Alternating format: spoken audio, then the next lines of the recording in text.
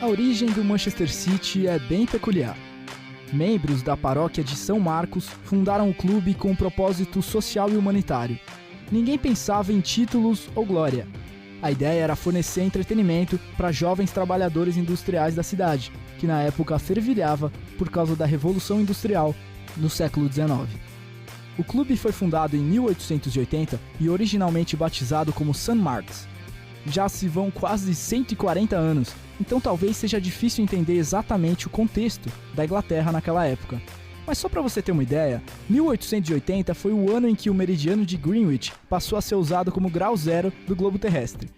Foi também o ano em que uma mulher se graduou pela primeira vez na Universidade de Londres.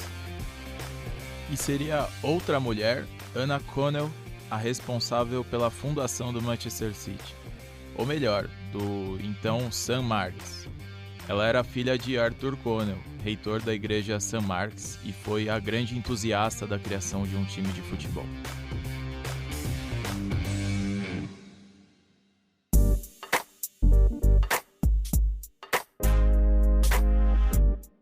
Viver naquela região de Manchester era um martírio para muita gente, porque havia superpopulação, muita pobreza e falta de saneamento básico. Muitos trabalhadores buscavam refúgio na bebida e em brigas de gangues. Inclusive há relatos de verdadeiras batalhas, com até 500 homens envolvidos em uma única briga. Tudo isso preocupava a Anna, que queria mudar este cenário.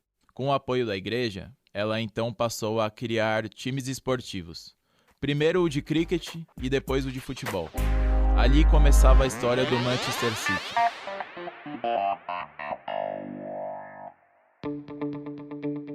Anos depois, o clube passou a se chamar West Gorton, em homenagem a um bairro de Manchester que existe até hoje. Em seguida, virou Erdwick FC, também em referência a um distrito da cidade. Depois de problemas financeiros, o time seria refundado em 1894, finalmente com o nome de Manchester City. Coincidindo com o crescimento imobiliário da Hyde Road, onde o clube era sediado, o City se tornou o time mais popular da cidade até a promoção para a primeira divisão, em 1899. 5 anos depois, conseguiu o primeiro título de sua história, a Copa da Inglaterra. Hyde Road foi o primeiro estádio do clube. Ficava em West Gorton e tinha capacidade para 40 mil pessoas. Ele foi demolido nos anos 20 e o City passou a jogar em Main Road, construído ao custo de 100 milhões de libras para abrigar o time por cerca de 80 anos. Em 2004, o segundo estádio também foi demolido. Hoje, o time joga no City of Manchester, que virou o Etihad Stadium por patrocínio. O estádio havia sido construído para os Jogos Olímpicos de 2000, mas a cidade perdeu a disputa para Sydney, na Austrália. Projetado para o atletismo, o palco passou por grande reforma e teve seu primeiro gol marcado por Nicolas Anelka.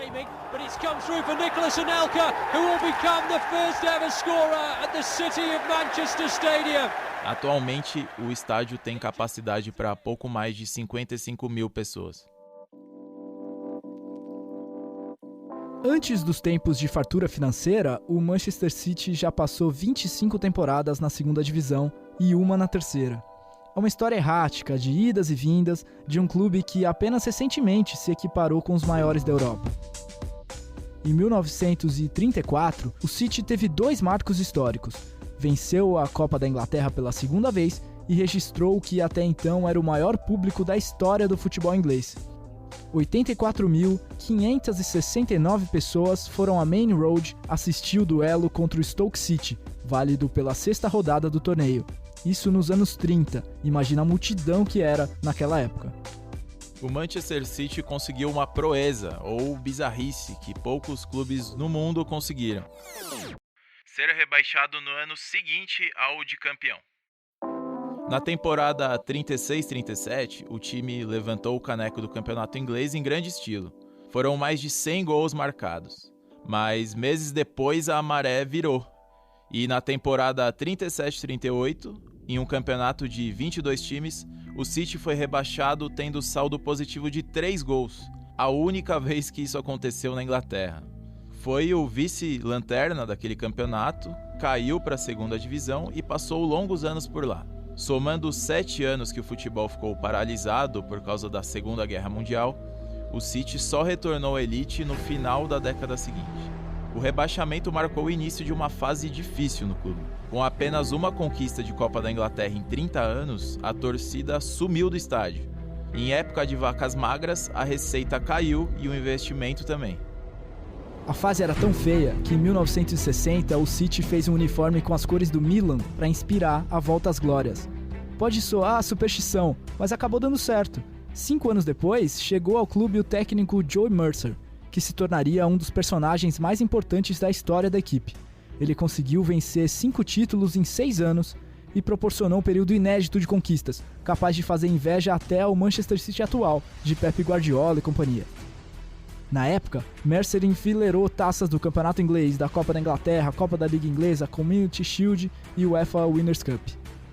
Mas logo a fartura deu lugar à escassez. O City voltou a vencer a Copa da Liga Inglesa em 76 e daí em diante entrou em jejum. Viveu uma seca absoluta que parecia não ter fim, com 35 anos sem nenhum troféu importante. A péssima fase fez o time virar piada.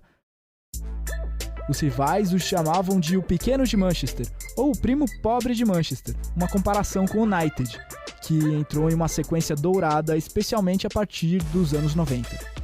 É neste período de fila que o City passou a colecionar recordes insólitos e fatos inusitados. Por exemplo, a aparição do goleiro mais velho da história da Premier League. Trata-se de John Burridge, que defendeu a meta dos Citizens aos 43 anos de idade e 162 dias. Isso em um jogo de 1995. Outro goleiro, David James, que tem história na seleção inglesa e esteve na Copa do Mundo de 2010, já chegou a jogar na linha e sendo escalado propositalmente na posição. É um episódio caricato, quase um show de humor. Inclusive, vale a pena procurar esse episódio no YouTube, porque é a garantia de risada na certa. Aconteceu na última rodada do Campeonato Inglês de 2004 e 2005. O contexto era o seguinte: o City precisava vencer para se classificar para a Copa da UEFA do ano seguinte. O jogo estava 1-1 contra o Middlesbrough. Aí o excêntrico treinador Stuart Pearce teve a brilhante ideia de colocar o goleiro para atuar como centroavante. Ele tirou o meia Claudio Reina do time, colocou o goleiro reserva no gol e mandou James jogar na linha. Adds his considerable physical presence to the Manchester City attack. Borough just can't get it out of their own penalty area. Here's James.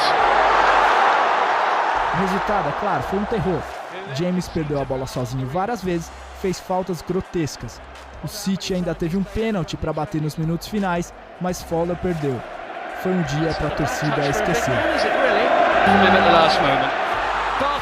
Outra história pra lá de curiosa é na temporada 2006-2007. O time conseguiu a façanha de ser a equipe com menos gols marcados em casa na história da Premier League moderna. E olha que o ataque tinha nomes como Samaras e Vassell. Foram apenas 10 gols marcados em 19 partidas. Algo impensável atualmente. Totalmente oposto à equipe comandada por Guardiola. Mas o fracasso naquela temporada começou a mudar a cara do clube, que então foi comprado pelo tailandês Thaksin Shinawatra por cerca de 82 milhões de libras. Em setembro de 2008, 15 meses depois, um empresário e ex-primeiro-ministro da Tailândia vendeu o clube para o Abu Dhabi United Group por 200 milhões de libras. O tailandês mandou no clube por 1 ano e pouco e mais do que dobrou o investimento que fez. Tá aí uma taxa de rendimento que você não encontra em qualquer tesouro direto por aí.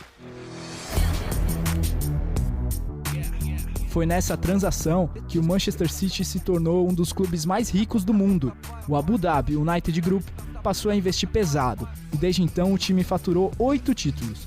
Atualmente a presidência é de Khaldun Al-Mubarak, um empresário dos Emirados Árabes que possui fortuna estimada em 25 bilhões de euros. É tanto dinheiro que o bilionário tem outros 3 clubes pelo mundo.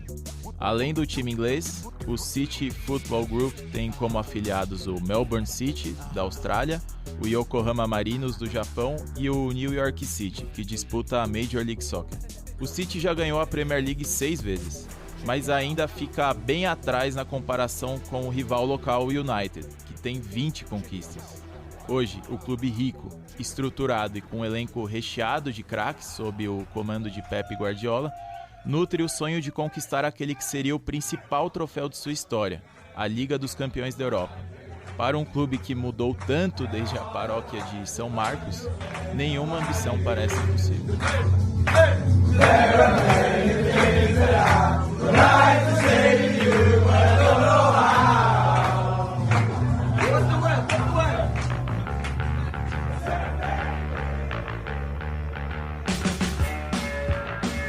Nos acréscimos desse episódio, a gente traz duas bandas importantíssimas para a história da música que se originaram na Inglaterra. A primeira é o Joy Division, que apesar de sua breve existência, apenas 4 anos em atividade, é uma das bandas de maior influência no rock até os dias de hoje. Vamos ouvir o som Digital, para saberem melhor do que a gente está falando.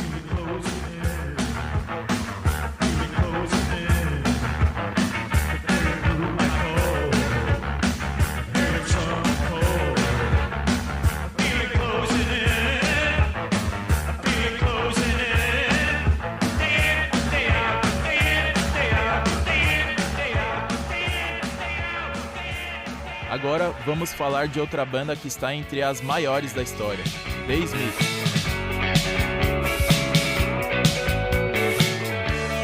Formado em Manchester, o grupo fez absoluto sucesso nos anos 80 e se tornou uma banda espelho para as gerações seguintes. O segundo disco da banda, em especial, é espetacular. The Mitch's Murder faz crítica direta e incisiva ao sistema de alimentação proveniente da carne e levanta outros problemas sociais, como as agressões domésticas contra as mulheres. Musicalmente, como vocês podem comprovar, o disco é excepcional. Todas as faixas são empolgantes e o lançamento de The Mitch's Murder emplacou o primeiro lugar nas paradas britânicas em 85.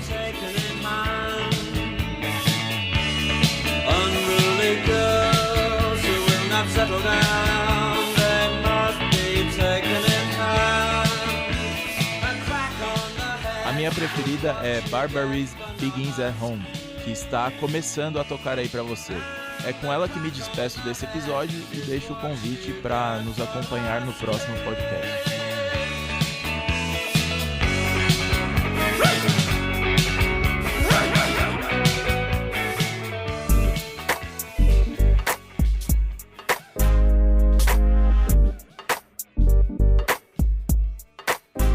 Esse foi o podcast Acréscimos, que teve roteiro de Arthur Sandes e Vitor Rocha, colaboração de Matheus Colasso e edição de Evelyn Argenta e Gabriela Varela.